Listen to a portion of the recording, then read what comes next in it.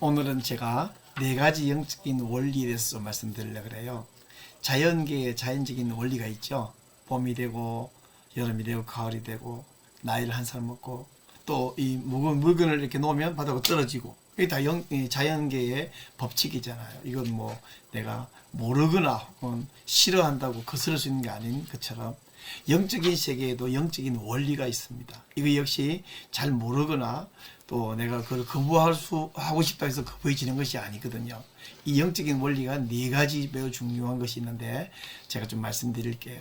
첫 번째 영적인 원리는 뭐냐면 하나님은 선생님을 사랑하시고 선생님을 위한 놀라운 계획을 가지고 있다 하는 사실입니다. 하나님의 사랑에 대해서 성경에 말하기를 하나님이 세상을 이처럼 사랑하사 독생자를 주셨으니 이는 그를 믿는 자마다 멸망치 않고 영생을 얻게 하려 하심이니라 이렇게 말씀해요. 또 하나님의 계획에 대해서는 예수님 말하기를 내가 온 것은 양으로 생명을 얻게 하고 더 풍성히 얻게 하려는 것이라 이렇게 말씀했어요. 이게 첫 번째 원리인데 왜 사람들은 이런 원리를 모르고 있느냐? 그건 두 번째 원리를 알면 이해가 되는데요. 두 번째 원리는 뭐냐면 사람들은 죄에 빠져 있습니다. 그래서 하나님의 사랑과 계획을 알지도 못하고 모르기 때문에 체험하지도 못하고 있습니다. 모든 사람은 다 죄에 빠져 있어요.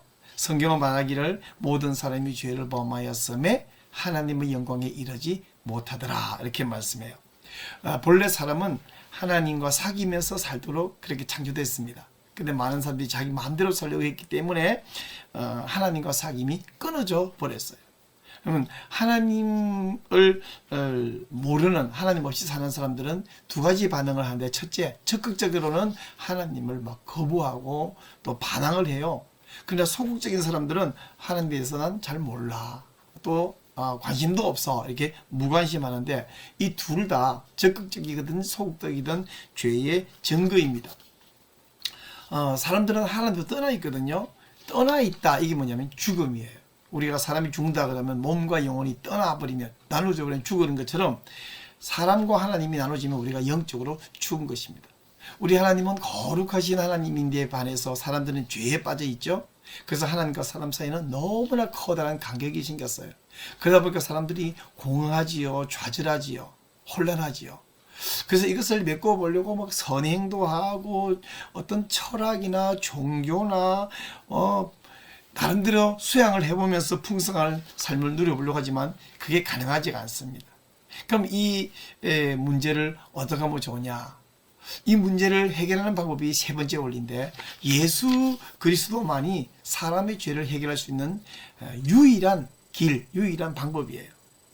선생님은 예수님을 통해서 선생님에 대한 하나님의 사랑과 계획을 알게 되고 또 그것을 체험하게 됩니다.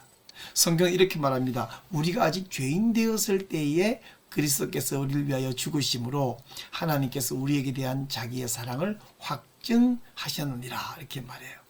또 예수님은 우리를 위해 죽으실 뿐 아니라 우리를 위해 부활하셨어요. 성경이 이렇게 말합니다. 그리스도께서 우리 죄를 위하여 죽으심으로 장사 지낸 바 되었다가 성경대로 사흘 만에 다시 살아나사 게바에게 보이시고 후에 12 제자와 500여 형제에게 일시에 보이셨다 이렇게 말씀하고 있습니다. 이 예수 그리스도만이 우리가 하나님께 이르는 유일한 길입니다. 예수님이 말씀하기를 내가 곧 길이요 진리요 생명이니 나로 말미암지 않고는 아버지께로 올 자가 없느니라 이렇게 말했어요. 근데 하나님이 그의 아들 독생자 예수님을 이 땅에 보내주셔서 우리를 대신해서 십자가에 죽게 하심으로 우리 죄값을 담당하시고 하나님과 우리 사이에 끊어진 간격을 잇는 다리를 만들어 주신 거예요. 자, 근데 여기까지만 알면 소용이 없는 것입니다. 네 번째 원리를 알아야 되는데 네 번째 영적 원리는 뭐냐면 우리 각자가 개인적으로 예수 그리스도를 나의 구주, 나의 하나님으로 영접해야 합니다. 그러면 우리 각자는 우리에 대한 하나님의 사랑과 계획을 알게 되고 또 그것을 체험하게 돼요. 성경은 이렇게 말합니다. 영접하는 자 곧 그 이름을 믿는 자들에게는 하나님의 자녀가 되는 권세를 주셨다. 우리가 예수 그리스도를 받아들이면 우리가 하나님의 자녀가 되는 권세를 가져요. 또 성경은 말합니다. 너희가 그 은혜를 인하여 믿음으로 말미암아 구원을 얻었나니 이것이 너희에게서 난 것이 아니요 하나님의 선물이라 이렇게 말합니다. 즉 우리가 구원받는 것은 우리의 노력이나 공로로 얻는 것이 아니라 하나님의 선물로 받는다는 것이죠. 그러므로 우리는 각자가 초청해서 예수님을 영접할 수 있습니다. 마치 의사가 약을 처방해 줬을 때 내가 개인적으로 결단하고 그 약을 받아들여서 먹을 때 효과가 나타나는 것과 마찬가지로 예수님을 영접할 수 있어요. 예수님이 이렇게 말했어요. 볼지어다 내가 문 밖에 서서 두드리노니 누구든지 내 음성을 듣고 문을 열면 내가 그에게로 들어가 그로 더불어 먹고 그는 나로 더불어 먹으리라 이렇게 말씀했어요. 여기서 예수님을 영접한다 하는 말은 무슨 말이냐면 나 중심, 내 인생 주인이 내가 돼서 나 중심으로 살던 삶에서 예수 그리스도에게 나를 맡기는 삶이에요. 그래서 믿음이라고 하는 것은요, 의지의 행위입니다. 제가 여기 그림 두 개를 보여드릴게요. 우선 왼쪽에 있는 그림을 먼저 보시죠. 이 그림은요, 내 인생 가운데에 내가 있습니다. 그래서 예수 그리스도는 내 인생 바깥에 있고요. 그래서 내 인생 모든 것을 내가 주관하고 있기 때문에 자주 좌절과 혼란에 빠집니다. 근데 오른쪽에 있는 이 사람은 어떤 사람이냐? 예수 그리스도에게 내 인생을 맡겼어요. 그래서 나는 예수님께 순종합니다. 그래서 예수님이 내 인생을 주관하기 때문에 하나님의 계획에 일치된 삶을 살고 있어요. 자, 선생님, 어떠세요? 지금까지 살아오시면서 이 두 그림 중에 어느 쪽 그림에 속하여 그렇게 살아오셨다고 생각하세요? 아마도 제가 직접 만나면 이렇게 물어보고 대답할 기회를 드리겠지만 왼쪽에 더 가깝게 살아왔지 않겠어요? 근데 그보다 더 중요한 것은 이제 이 네 가지 영적인 원리를 설명 들으시고 앞으로는 어느 쪽 그림처럼 살고 싶으세요? 오른쪽 그림처럼 사시기를 부탁드립니다.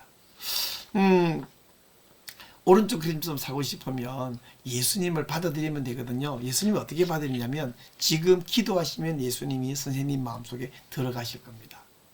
우선 제가 짧은 기도를 하나 읽어볼게요. 한번 들어보시죠. 마음에 드는지. 주 예수님, 나는 주님을 믿고 싶습니다. 십자가에서 죽으심으로 내 죄값을 담당하시니 감사합니다. 지금 나는 내 마음의 문을 열고 예수님을 나의 구주, 나의 하나님으로 영접합니다.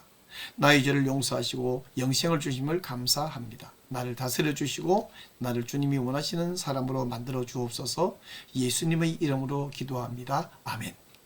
어떠세요? 이 기도가 선생님 마음을 잘 표현하고 있는 기도 같지 않습니까? 자, 이제는요, 선생님 정말 마음을 담아서 저와 함께 이 기도를 하시면 좋겠어요. 제가 천천히 할게요. 따라 같이 하십니다. 시작. 주 예수님, 나는 주님을 믿고 싶습니다. 십자가에서 죽으심으로 내 죄값을 담당하시니 감사합니다. 지금 나는 내 마음의 문을 열고 예수님을 나의 구주, 나의 하나님으로 영접합니다. 나의 죄를 용서하시고 영생을 주심을 감사합니다. 나를 다스려 주시고 나를 주님이 원하시는 사람으로 만들어 주옵소서. 예수님의 이름으로 기도합니다. 아멘. 지금 이 기도를 마음을 다해 하셨으면 예수님이 선생님 안에 지금 들어와 계세요. 그리고요, 중요한 것은 예수님을 영접하면 선생님 안에 영원한 생명, 영생을 약속하고 있어요. 성경 이렇게 말합니다. 또 증거는 이것이니 하나님이 우리에게 영생을 주신 것과 이 생명이 그의 아들 안에 있는 그것이니라. 아들이 있는 자에게는 생명이 있고 하나님의 아들이 없는 자에게는 생명이 없느니라. 이렇게 말씀하셨어요. 이제 예수님을 영접하면요, 선생님께 놀라운 일이 벌어졌는데 그 중에 제가 몇 가지 중요한 것만 좀 말씀드릴게요. 첫째는요, 예수님이 선생님 안에 들어와 계시고요. 둘째는 선생님 지금까지의 모든 죄와 앞으로 짓게 될 죄까지 모든 죄를 다 용서받았습니다. 그리고 이제 선생님이 하나님의 아들, 딸, 하나님의 자녀가 되었습니다. 그리고 선생님이 영원한 생명을 얻게 되었습니다. 그리고 하나님이 예비하신 풍성한 새로운 삶이 시작되었어요. 그러면 사람이 갓난아기로 막 태어나듯이 영적인 차원에서 막 새로 시작했으면 믿음이 잘 자라야 되는데 어떻게 하면 되냐? 첫째는 날마다 하나님께 기도하세요.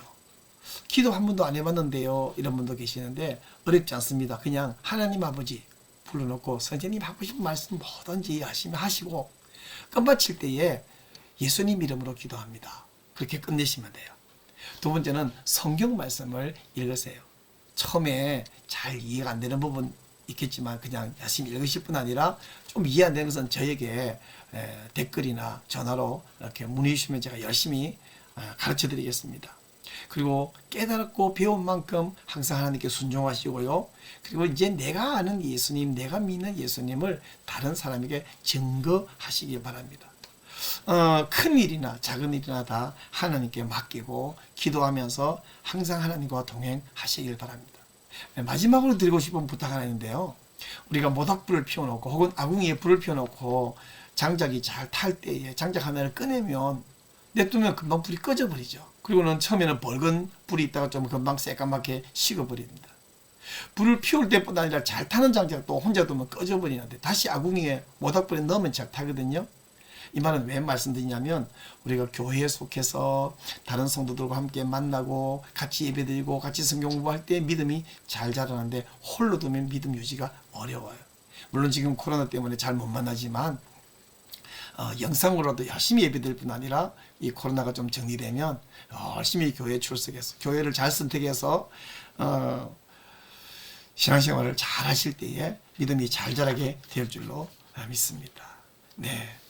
꼭 예수님과 동행하는 축복된 삶을 사시기를 축복합니다. 사랑합니다. 축복합니다.